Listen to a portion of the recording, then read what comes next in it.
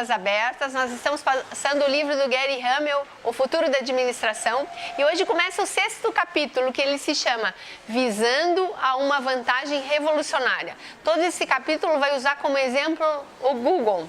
O Google é um site de pesquisa online e é uma das marcas mais visíveis do mundo. E hoje é uma ferramenta indispensável para a gente navegar no espaço virtual. Então, o Google foi fundado por Sergey Brin e Larry Page, que são doutores de Stanford, né? Eles fundaram em 1996 e eles fizeram uma grande descoberta, classificar páginas de conteúdo com base em links. Isso dá a eles o índice de popularidade de cada informação, né? Então, e esse serviço de busca começou em 1998 oferecendo esse site de busca, na verdade, como é que eles começaram a trabalhar? Oferecendo conteúdo gratuito e através desse conteúdo eles começaram a vender publicidade e a publicidade em forma de cliques. Por exemplo, nós, Pormade, nós fazemos publicidade no Google. A gente compra os cliques para que todo mundo que esteja procurando portas receba lá o site da Pormade. E quando a pessoa entrar no site, a gente paga clique para o Google. E em 2004, o Google abriu capital, eles faturavam 3,2 bi anual, passaram a 10,6 bi. E hoje a empresa vale 140 bilhões de dólares.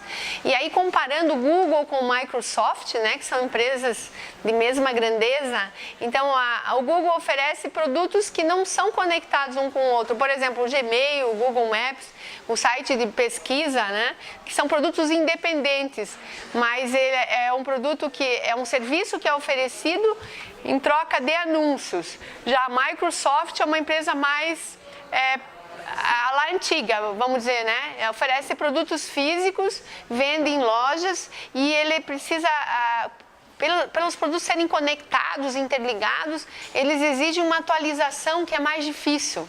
Então é isso, esse 6º capítulo todo nós vamos falar sobre o Google.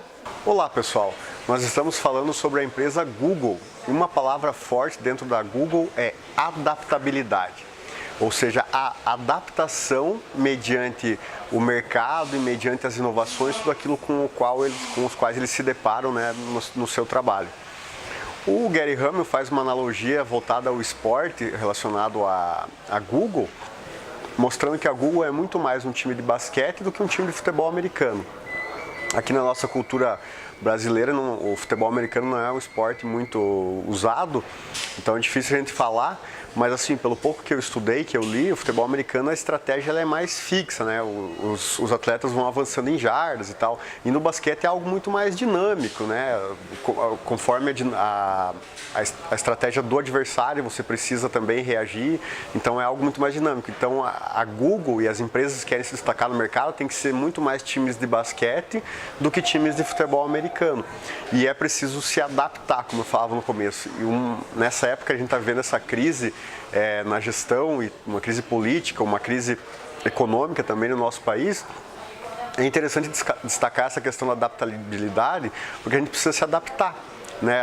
Muitas vezes há uma renda menor, a empresa precisa se adaptar com a baixa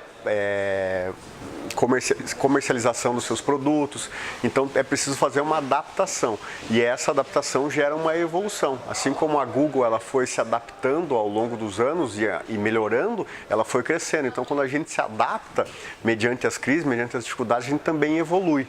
Uma historinha bem clássica que ajuda a evidenciar isso é a historinha da vaquinha e do monge. Não sei se vocês se recordam ou já ouviram falar. Nessa historinha, o monge e o discípulo foram fazer um passeio e nesse passeio eles foram acolhidos numa casinha bem simples, uma família bem humilde. E foram lá, foram super bem acolhidos e tal, e o monge perguntou qual que era a renda daquela família. Eles afirmaram que a renda vinha toda de uma vaquinha que eles tinham. Da vaquinha eles tiravam o leite, que alimentavam a família, que faziam queijo para vender na feira e tal. Então o sustento da família era em torno daquela vaquinha, era o que salvava elas. Pois bem, no outro dia o monge e o discípulo foram embora e no caminho eles encontraram a vaquinha da família perdida. E qual foi a surpresa do discípulo? Que o monge mandou o discípulo empurrar a vaquinha no precipício. O monge ficou assustado, revoltado, né? Que ingratidão do mestre, né? Querer matar a única forma de sustento daquela família. mas por obediência ele acabou empurrando a vaquinha.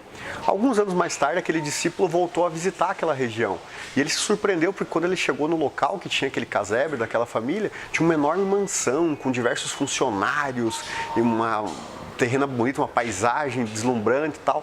E ele ficou pensando, poxa, aquela família deve ter, né, padecido porque perderam a única fonte de sustento, alguém comprou o terreno e estão aí. E foi lá se informar. E ele descobriu que, na verdade, quem estava morando lá era a mesma família. E por que eles tiveram essa evolução, esse crescimento? Porque quando eles perderam a vaquinha, eles tiveram que começar a se virar. Então os filhos começaram a trabalhar, a mulher começou a fazer bolo para fora, notou que era uma boa empreendedora, abriu uma padaria. O homem também, além de administrar a fazenda, começou a arrumar outros trabalhos. E com aquilo a família cresceu e melhorou. O que a gente pode aprender com isso? Que a adaptação mediante a crise muitas vezes implica em empurrar a vaquinha. É algo que a gente está tão apegado, um conforto financeiro, que a gente precisa muitas vezes se desapegar e depois, consequentemente, se adaptar e com certeza crescer através disso. Então que a gente tenha coragem aí de empurrar as nossas vaquinhas que atrapalham o nosso desenvolvimento para que a gente possa crescer, né, e construir uma empresa, uma família, um grupo de sucesso. Obrigado.